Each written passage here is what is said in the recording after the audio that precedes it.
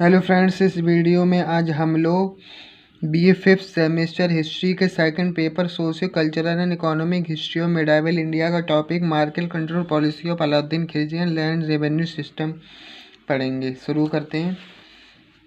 अलाउद्दीन की बाजार नियंत्रण नीति या आर्थिक नीति, मार्केट कंट्रोल पॉलिसी और इकोनॉमिक पॉलिसी ऑफ अलाउद्दीन।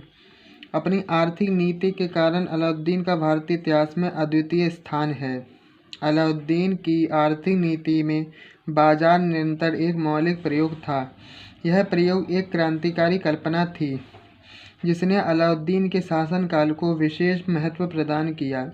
यह स्वाभाविक था कि वर्णी मूल्यों के स्थायित्व पर आश्चर्य प्रकट करता है और सुल्तान के कार्य की प्रशंसा करता है। वस्तुओं के भाव निश्चित कर दिए गए।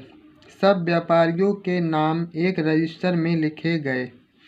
आर्थिक सुधार के कारण आर्थिक सुधार अलाउद्दीन के बाजार नियंत्रण नीति का मुख्य आधार था। अपनी साम्राज्य की निरंकुशता, सीमा सुरक्षा एवं साम्राज्यवादी नीति, इन सभी के लिए एक शक्तिशाली सेना रखना आवश्यक था। सुल्तान की इस विशाल सेना के लिए धन की आवश्यकता थी। उसे अधीनस्थ राजाओं से खिराज प्राप्त होता था। उसे दक्षिण से धन प्राप्त होता था। इतना धन पर्याप्त नहीं था, अतः सुल्तान को बाजार नियंत्रण की नीति अपनानी पड़ी, जो तत्कालीन जनता के लिए नया प्रयोग था। वर्नी की तारीख के फिरोजशाही के अनुसार विशाल सेना रखने के कारण अलाउद्दीन ने बाजार नियंत्रण नीति को लागू किया था। वर्नी के अलावा अमीर खुसरो के खजाइनुल फुतूह इस्लामी की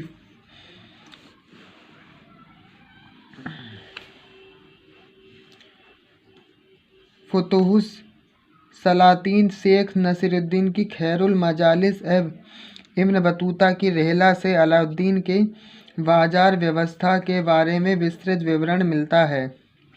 सैनिक आवश्यकता।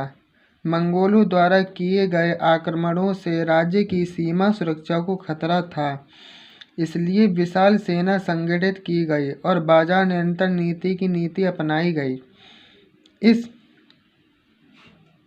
नीति के चलते सभी वस्तुओं के दाम कम कर दिए गए। बढ़ती कीमतों को रोकना। सुल्तान ने सैनिकों के वेतन में कमी की थी। एक घुड़सवार सैनिक का वेतन 234 टंका प्रति वर्ष था, लेकिन बाजार में आवश्यक वस्तुओं की कीमत बढ़ रही थी। इसका मुख्य कारण दक्षिण से आए धन के कारण मुद्रास्फीति होना था। सुल्तान वेतन बढ़ाने की स्थिति में नहीं था, इस कारण उसने कीमतों में वृद्धि को रोकने का निश्चय किया और बाजार नियंत्रण लागू किया।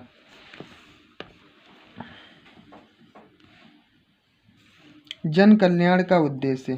एक सूफी ग्रंथ खैरुल मजालिस में उल्लेख आया है कि सुल्तान ने आम जनता की सुविधा के लिए बाजार नियंत्रण की नीति अपनाई। कुछ आधुनिक इतिहासकार भी इस मत के समर्थक हैं कि अलाउद्दीन ने आम जनता को सभी आवश्यक वस्तुएं पर्याप्त मात्रा में और उचित मूल्यों पर सुलभ कराने की व्यवस्था की थी। सुल्तान का प्रमुख उद्देश्य विशाल शक्तिशाली सेना रखना था और वस्तुओं की पूर्ति व उनके मूल्यों पर कठोर नियंत्रण रखना था। व्यय की 3 मदें प्रमुख थीं, जैसे सेना, प्रशासन, दास। फरिश्ता बताता है कि अलाउद्दीन के पास 50,000 दास थे, जिन पर राज्य को अधिकाधिक धन व्यय करना पड़ता था। ऐसी स्थिति में सुल्तान ने बाजार नियंत्रण की नीति अपनाई। इसके अलावा उसे आर्थिक स्थिति से उबरने का और रास्ता नहीं दिख रहा था।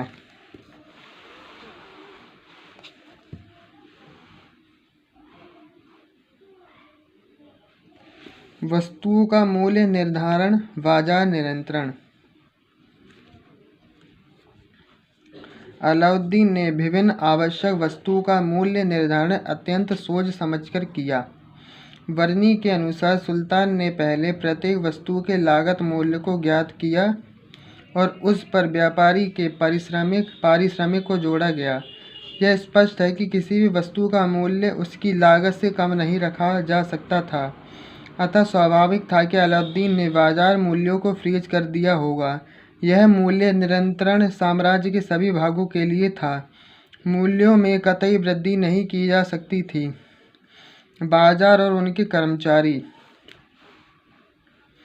अलाउद्दीन ने दिल्ली के निकट 4 प्रकार के बाजार स्थापित कराए।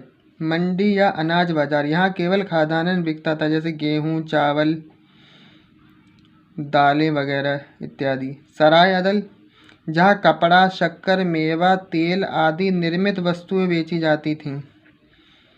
गुलामों, पशुओं और घोड़ों का बाजार और शेष वस्तुओं के लिए सामान्य बाजार।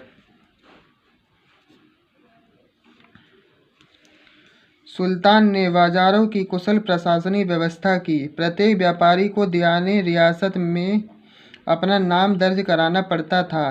बाजार का संपूर्ण दायित्व दीवाने रियासत अथवा सहना-ए मंडी पर था। यह विभाग अलाउद्दीन के कृपापात्र याकूब के अधीन था। उसके अधीन सहना बाजार अधीक्षक वरीद गुप्तचर अधिकारी को नियुक्त किया गया। प्रत्येक बाजार का निरीक्षण करने के लिए सहना नामक अधिकारी नियुक्त था। खाद्यान्न के बाजार का सहना मलिक कबूल था। कपड़े के बाजार का सहना याकूब स्वयं था। इसी प्रकार घोड़ा बाजार तथा पशु बाजार के लिए भी अलग अलग सहना थे और सहनाओं के अधीन वरीद गुप्तचर अधिकारी नामक कर्मचारी होते थे, जो तराजू, बाट, तौल एवं वस्तु की गुणवत्ता की जांच करते थे। सहना प्रतिदिन सुल्तान को अपने बाजार की रिपोर्ट देता था। बाजार में गुप्तचर विभाग भी था, जिसे मुन्हियान को गुप्तचर अधिकारी था, वो मुन्हियान कहते थे। वे बाजार संबंधी सभी रिपोर्ट सुल्तान को भेजते थे।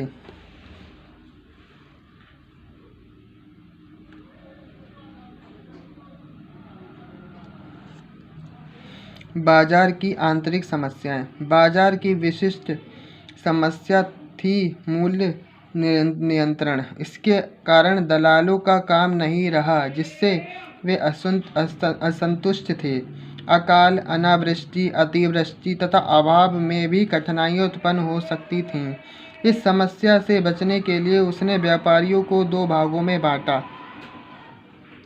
पहला, बाहर से माल लाकर नगर के व्यापारियों को देने वाले, और दूसरा, नगर के बाजार में खुदरा या थोक माल बेचने वाले व्यापारी।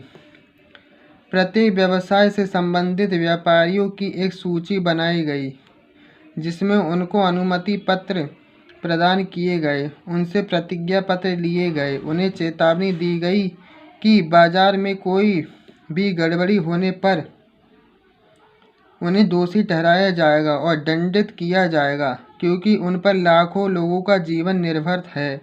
इसका नतीजा यह हुआ कि सामान्यतः बाजार में सामान की कमी कभी नहीं होती थी। दलाली करने वालों को कठोर दंड दिया जाता था। रेशम, ऊन, जरी के वस्त्र आदि के लिए दीवाने रियासत को आवेदन देना पड़ता था। बेईमान व्यापारियों को कोड़े मारकर बाजार से निकाल दिया जाता था और कम तोलने वाले के शरीर से उतना मांस कटवा लिया जाता था। व्यापारियों को घाटे की पूर्ति की सुविधा तथा सामान खरीदने हेतु रुपया राजकोष से दिया जाता था। अलाउद्दीन द्वारा स्थापित 4 प्रकार के बाजार निम्न प्रकार हैं। पहला, मंडी या अनाज बाजार या गल्ला बाजार।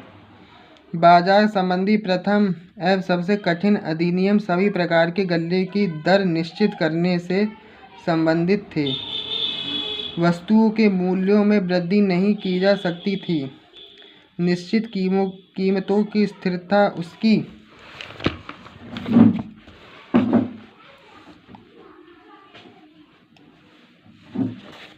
महत्वपूर्ण देन थी। अलाउद्दीन ने राशन व्यवस्था को भी लागू किया था। यह व्यवस्था केवल अकाल और आपदाओं के समय लागू होती थी। बाजार के मुख्य निर्धारित नियम, यानी गल्ला बाजार के मुख्य निर्धारित नियम। सुल्तान ने अनाज में सट्टेबाजी और दलाली पूर्ण रूप से समाप्त कर दी। सट्टेबाजों का अनाज जब्त कर लिया जाता था और कठोर दंड दिया जाता था। प्रांत गवर्नर को कालाबाजारी रोकने के लिए लिखकर देना पड़ता था। सुल्तान ने राजस्व अधिकारियों को आदेश दिया कि वे ग्रामीण क्षेत्रों में व्यापारियों को अनाज निश्चित दामों में दिलवाएं। किसान शेष अनाज को खुले बाजार में ऐच्छिक मूल्य पर बेच सकते थे। सुल्तान को मंडी की रिपोर्ट सहना, वरीद, मुन्हिया से अलग प्राप्त होती थी, जिससे वह मंडी की वास्तविक स्थिति को जान सकता था। अलाउद्दीन द्वारा निश्चित किए गए वस्तुओं के मूल्य एक मन से 12 से 14 सेर होते थे, यानी गेहूँ 7.5 जीतल प्रति मन, जौ 4 जीतल प्रति मन, चावल 5 जीतल प्रति मन, शक्कर 1.25 जीतल प्रति मन, सरसों का तेल 1 जीतल प्रति 3 सेर, दाल 5 जीतल प्रति मन, चना 5 जीतल प्रति मन, नमक 1 जीतल प्रति सवा मन।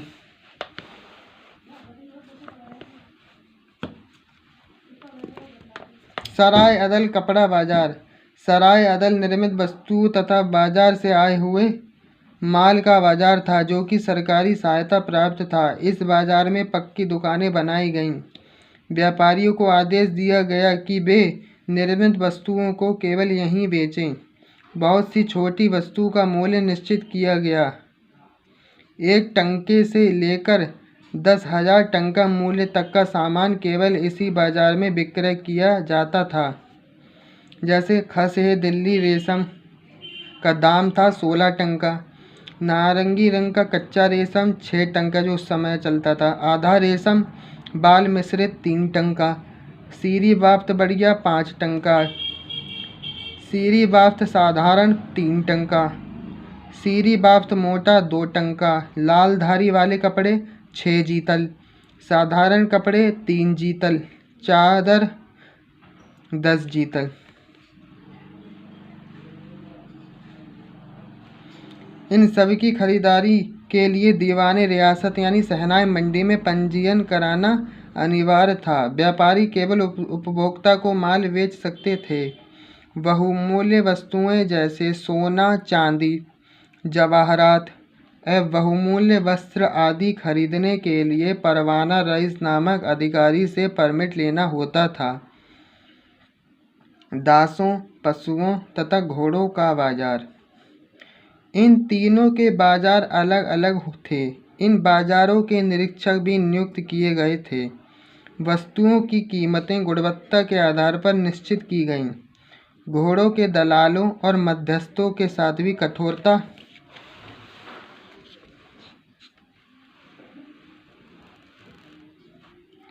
कठोरता से व्यवहार किया, क्योंकि वे ही इस मामले में बाजार के राजा थे। उसने न केवल यानी अलाउद्दीन ने न केवल घोड़ों बल्कि दासों और मवेशियों के दाम भी निश्चित किए गए। दासों यानी गुलाम। घोड़ा प्रथम श्रेणी यानी फर्स्ट क्लास का यानी सबसे उच्चतम 100 से 200 टंका। घोड़ा द्वितीय श्रेणी 80 से 90 टंका। घोड़ा तृतीय श्रेणी 60 से 70 टंका। गाय उत्तम यानी बढ़िया 10 से 12 टंका। दासी सुंदरी यानी गुलाम लड़की या औरत 20 से 40 टंका। दास 20 से 30 टंका।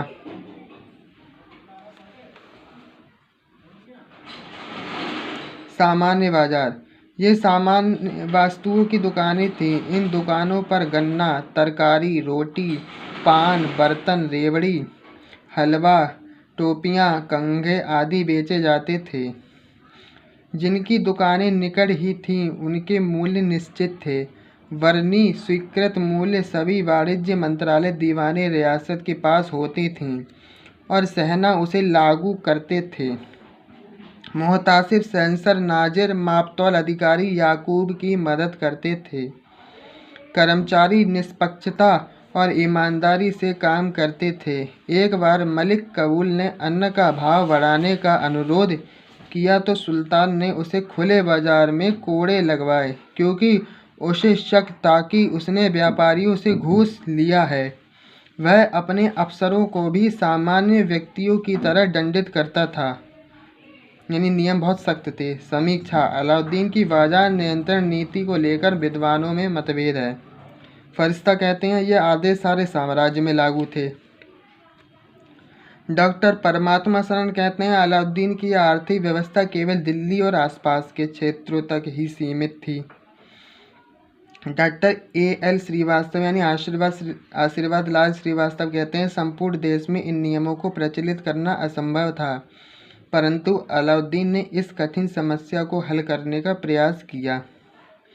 वर्नी कहते हैं अलाउद्दीन की संपूर्ण बाजार नियंत्रण व्यवस्था अविवेकपूर्ण और कृत्रिम थी। उसने आर्थिक नियमों का उल्लंघन किया, इसमें कृषक वर्ग को हानि उठानी पड़ी।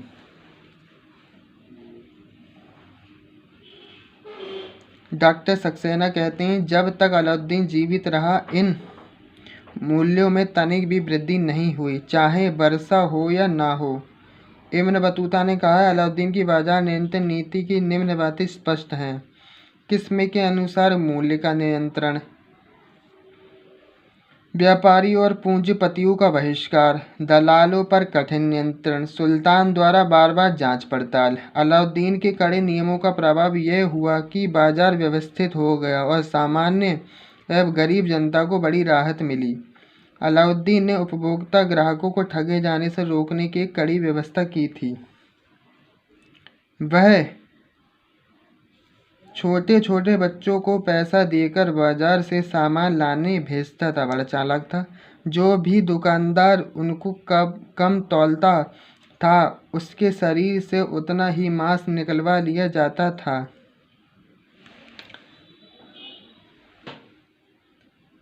जितना कि उसने कम तोला था। इस प्रकार व्यापारी स्वप्न में भी बेईमानी करने की नहीं सोचते थे। वर्तमान में प्रचलित शब्दावली उपभोक्ता संरक्षण पर अलाउद्दीन खिलजी ने विशेष ध्यान दिया। इस काल में बाजार में कीमतों को नियंत्रित करना वाकई अलाउद्दीन खिलजी की एक महानतम उपलब्धि थी। हमारी वर्तमान सरकारों को भी अलाउद्दीन खिलजी की बाजार नियंत्रण प्रणाली की सीख लेकर जन कल्याण की दिशा में ठोस कदम उठाने चाहिए। अब हम टॉपिक पढ़ेंगे लैंड रेवेन्यू सिस्टम या नियम, भूमि कर संबंधी अलाउद्दीन खिलजी के नियम। अलाउद्दीन ने आदेश निकाला कि साम्राज्य की सारी भूमि खालसा कर ली जाए या सरकार के स्वामित्व में ले ली जाए। उसने भूमिपतियों की शक्ति संपन्नता और घमंड को नष्ट कर दिया। उसने पूरी भूमि की माप पटवारियों से करवा ली। इसके फलस्वरूप भूमिपतियों पर सरकार का प्रभाव बढ़ गया और उन्हें दोनों समय भोजन मिलने में भी कठिनाई होने लगी। मूल्य नियंत्रण प्रणाली के बाद सुल्तान अनाज लेना अधिक पसंद करता था। किसानों को घरी यानी मकान कर और चराई जानवरों की चराई पर कर के नाम का भी कर देना पड़ता था। अलाउद्दीन ने जजिया लेने में तो उदासीनता दिखाई पर भूमि कर बढ़ा दिया। गोचर भूमि में जाने वाले सभी पशुओं पर कर लगाया जाता था। अलाउद्दीन ने वित्तीय और राजस्व सुधारों में गहरी रुचि ली। वह पहला शासक था जिसने भूमि की वास्तविक आय पर 50% भूमि कर या लगान खिराज या राजस्व निश्चित किया। खम्स यानी लूट का माल, जो युद्धों में लूटा जाता था दूसरे राज्य से, राज्य को 4/5 भाग मिलता था। उसने मापन की एकीकृत पद्धति अपनाई। अलाउद्दीन पहला सुल्तान था जिसने भूमि की पैमाइश नाप कराकर कर वसूलना शुरू किया। ज़कात मुसलमानों से लिए जाने वाला धार्मिक कर था। उसकी राजस्व नीति की सफलता का श्रेय नायब वजीर सर्फ़काइनी को जाता है। अलाउद्दीन का आर्थिक अधिनियम सल्तनत युग की सर्वश्रेष्ठ उपलब्धि थी।